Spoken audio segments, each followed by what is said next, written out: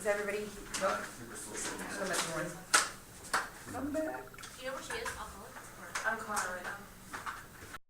Okay, good debate, everybody. The decision is a 3-0 for the negative from Jordan Mason. I'll start. I think that the negative winning is winning, but the only thing that happens post-round comes from this case, the things you say, that the ballot doesn't trigger any type of governmental action. I think they're winning, the fiat is illusory. So voting affirmative would probably mask and replicate the monster. That's the only thing that is really a risk of the affirmative doing, because you all aren't doing a good job of explaining after the 1AC how your discourse does anything. So I'm forced to vote negative. I don't have any offensive reason to reject the K. There's nothing to me that's screaming this is an offensive reason to reject the K, just reasons that like the affirmative is better, and the permutation would still probably run the risk of masking and replicating the violence, in my mind. I think you're also conceding a weakness claim that the monster is inevitable, which means that your attempts to solve for things like militarism are problematic. I don't think they have to win. So one of the things you sort of harp on, and I think have a relatively compelling story for throughout the debate, particularly in the 2AR, is this idea that that you're not trying to resolve all of these things, right? You're not trying to purify the world.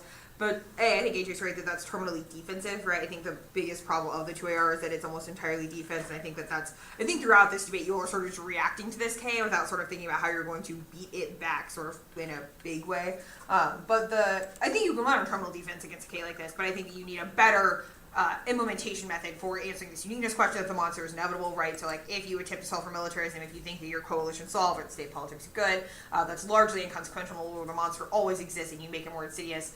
I think that means that you have very little chance of solving. I think you are also behind on the question of whether or not it's just the pedagogy in the debate that matters, or it's something that gets outside, which also sort of makes your spillover claims more problematic. I think in that world, the alternative has to resolve very little. Does that make sense? So they sort of win such a big risk that your app does nothing, that whether or not there's a huge alternative doesn't really matter. They do have some articulation of the alt in the 2AR, and I think this is something that you sort of glide over in the 2AR. They're like, no, they do sort of make the charting the line argument, right, that I have to be able to chart the line and then erase it sort of in specific ways so that I don't just continue to replicate the sort of militarism and things of the status quo. One of the things you both should do better is talk in more specific terms of the app, right? And I think that that's sort of writ large always true for K teams. But I think that I want to know how to draw the line and redraw the line in terms of just war theory and banning targeted killing, if that makes sense. So I think that's largely my decision and sort of the big pieces of advice for both. Yeah, I very much agree with pretty much all of what the other two judges said. I think that the 2AR especially really needs to have a lot more offense, and I think that it needs to start in the 2AC, where instead of just being like, we're not doing these things in permutations and link turns, you should have some impact turns that are alternative, or some defenses of like, we should stop evil. We should fight things. Some things are bad, and it's not just going to become diffused, right? And then there's, and that gives you some offense you're able to go with against the things that they're doing. I think that in the end, when you're just being like, well, we don't claim to solve for all violence and war, I think that's semi-disingenuous to the things that you say earlier in the debate. Cross-examination is very explicit. No, this will solve all war, period, right? And now you're not even being like, what my partner really meant, and recontextualizing that in the 1AR. And that needs to happen because that's a very explicit link. And then when asked about, like, do you stop all targeted killing, it's like, oh, yes, we stop all targeted killing. No, you stop drone targeted killing, and that doesn't stop all drone targeted kills, right? So even if you stop all targeted killings, like targeted killing in the street and stuff like that, there's 3 other types of drone strikes that their topicality evidence lists that you don't stop, and then because it's like it's military action and signed drone authorizations and things like that, and you just stop targeted killing, right? So there's 3 other ways that we can continue to go about utilizing drones. So I don't think that you stop drones, which is something that seems important in the way that you talk about target killing and being able to solve things. And when you go for the role of the ballot and you explain the role of the ballot in sort of the 2AC, there is a militarism is at the root undercurrent through a lot of what you're saying within that. And I don't think your no root cause argument or root cause claim bad card is a good card. I don't think it really makes that argument very well or anything like that. So when he starts going for this as like this being a round winner, I think that you should just delegitimize that card in the 1AR, be like, I don't know why my part read it, didn't really say a whole lot, and we certainly aren't doing with this thing. And then that way it makes it less credible for when they end up actually trying to go for that argument. But I think that you need to, maintain a consistent thread of what you're doing. If you solve all war, defend that you solve all war, and then if you solve all war and then that's a good thing, then win the round, and don't worry about evil becoming invisible or something more nebulous. Like, structure your offense based upon the points of contention. And I think stylistically, at the end of the debate, it's a relatively simple debate, I think. It's like, should we try and solve problems? Should we not try and solve problems? And I think that the speed at which you go at undermines your ability to get on the nuances of some of the arguments that you want to be made, because you just go for a bunch of arguments, and it would be far better if you just went to, like, the Sovacool evidence and just really explain that at, be like, this is the one argument we're going for, here's a point of contention, here's what it is, and just boil the debate down to a couple of simple points, opposed to trying to win every argument on the flow. To win the debate round, you need to win one. I don't think that the way that the 2 ARs delivered really gets you to win one. It's not that I couldn't flow it, is that I just don't think in this round that helped you, because there wasn't so many arguments you needed to get through versus just giving, like, in-depth analysis fully and, like, isolating for the judges, this is where we're going to win the debate, opposed to here's everything we can win on. So those are my thoughts. I have a question.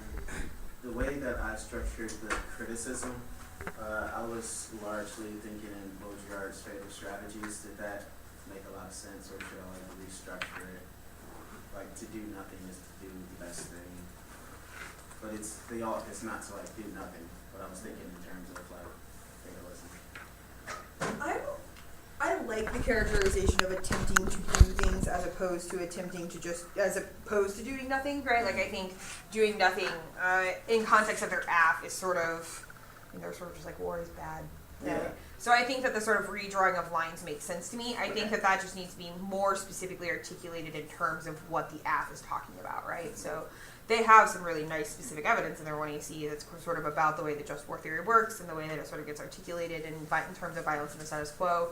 And I think that you're just sort of like, nope, that's a purification, right? And I think you need to be like, there is some of that work in the 2NC and in the 1NR, but I think that there needs to be more specific articulation of how the alt resolves those questions. So I think you're doing good at re-tagging link cards to be about them, but I don't think you're doing a very good job re-articulating alternative and impact questions in terms of their app. I think one way to solve this is every time you make a link argument, you also make an impact and or an alt solves thing with it.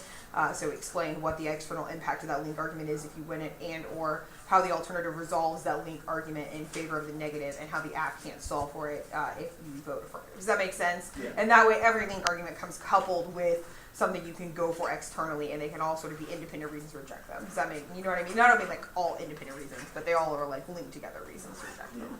That makes sense.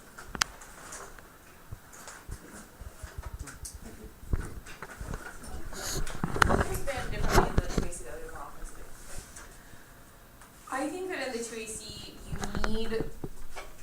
you probably need deconstruction bad, right? Like, they're sort of, whatever fatalism they defend, it is certainly a fatalism that requires line drawing based on how we deconstruct politics and deconstruct sort of the way that we have drawn lines in the sand, if that makes sense. I also think you should speak, purify the world of war is not the same thing as purify the world of capitalists, right? Does that make sense? Like, saying that just war theory is bad is not attempting to get rid of all war. The impact turn to this is that war is what, your impact is war. Our argument is that just war theory is what underlies the cut of war, right? You run away from too many of the claims of the app, I think, right? Like, either claim that just war theory is the root cause of all war, defend it, and then, like, have that debate with them, right? If your evidence is good enough. If your evidence isn't good enough to have that debate, then you need to read deconstruction bad. I think you debate this too much like you're reading, like a terrorism good app, right? Like, you defend it too much like it's a normal policy app.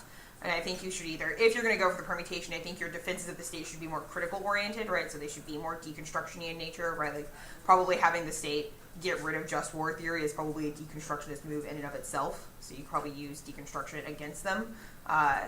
Or you have to, or be more hardline. Does that make sense? I think you're trying to split the difference between sort of saying no link and permutation and then being like, but no, policy action is good, right? Like, you probably got to pick.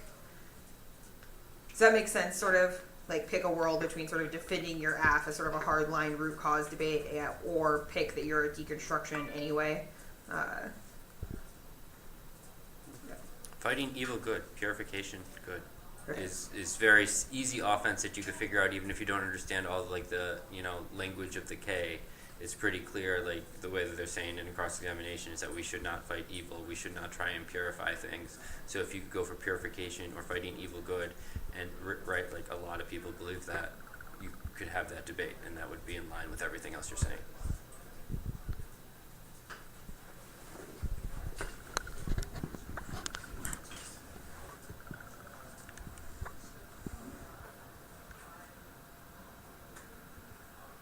All right, Thank you. good debate.